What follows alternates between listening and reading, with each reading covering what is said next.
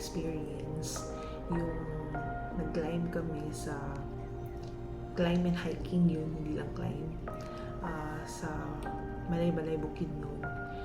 The name of the mountain is Mount Kiam. Isa lang yun siya sa mataas na bundok sa may Bukidnon.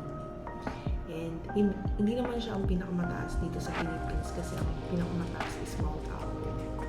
Pero the best yung experience talaga. Yung na-experience ko yun.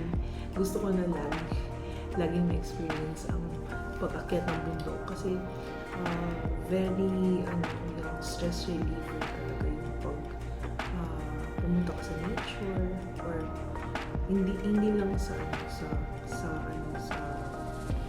bundok. Maganda rin pumunta sa mga falls or sa dagat, basta nature ganyan. Pero the best talaga ang experience yung mag-climb ka. Kasi very fulfilling siya. Kasi yung parang achievement ko ngayon kasi alam mo naman mataba ako, diba? Medyo malaki. Pero nakaya pa rin. And I am very proud of myself. Kaya yung mga matataba dyan, yung chubby, kaya niya. Kung kaya ko, kaya niya yan. Yung climb namin na yun is yung easy to moderate talaga siya. Very maganda yung experience kasi kung pupunta kayo ng Balay-Balay or yung sa Bukidnon, puntahan niyo yung Mount Kiam kasi maganda experience yun. Marami akong natutunan about yung kapag mag-get ka or mag-hiking ka, hindi talaga maiwasan yung hinanin ka, lalo na kung malaki ang tao, di ba? Tulad ko. Pero kahit hinanin ako, akit ko rin ako ng bundok. Yung mga chubby dyan, yung kaya ko, kaya nyo rin. Kanina ko kasi nasabi, kaya natin ito. Kasi I just want to share yung mga videos and photos na nakuhaan ko dito. Hindi ako masyado nakapag-video kasi nahirapan lang ako mag-climb. Pero sa susunod, kung mag-climb kami ulit ng bundok, hindi na ako papayag na hindi siya ma-video or ma-video and take pictures. Kaya nyo yan. Yun yung hobby ko. Parang maganda every weekend mag-climb ka. Sige, enjoy my videos and sana mag-subscribe po kayo. Bye!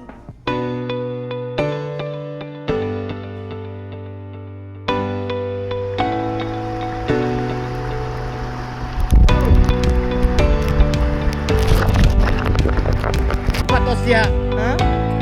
Ano rin ang sapatos?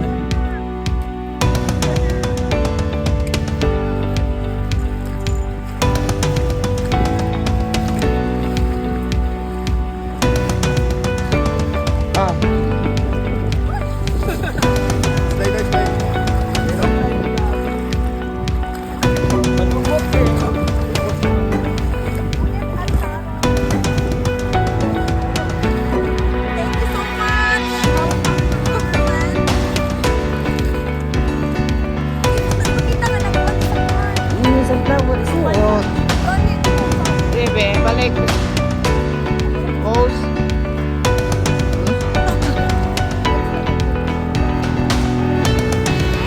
Wow.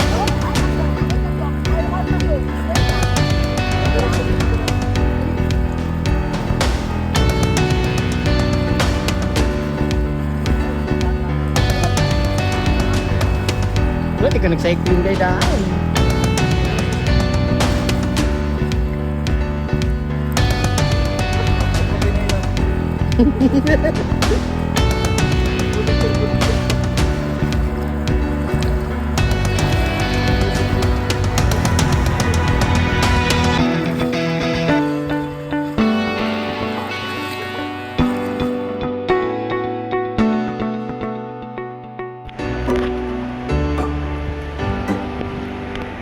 Tabi po, tabi. Lubi, nagalalim lagi. Ganun lang yun.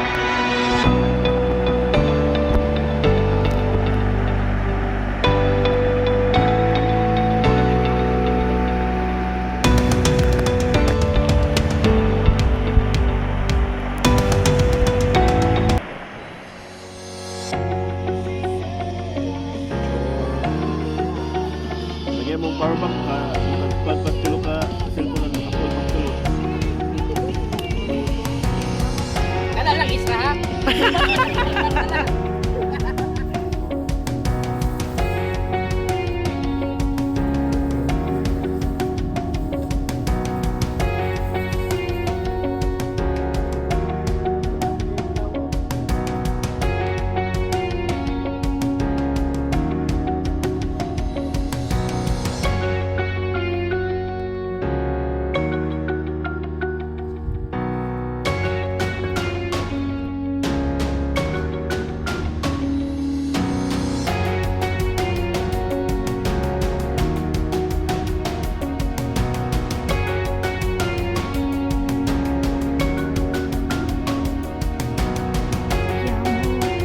Thank you so much.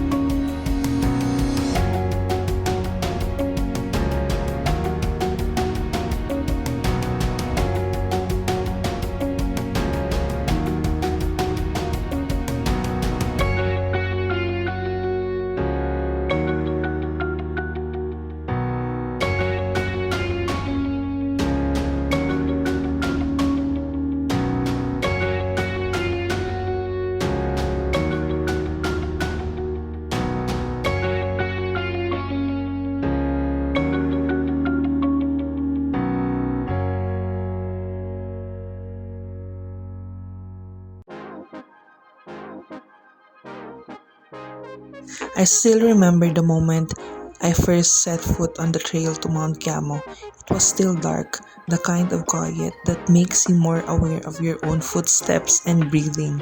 The air was cool and fresh, and there was this mix of excitement and uncertainty, like I didn't quite know what waited for me at the top, but I knew it would be worth it.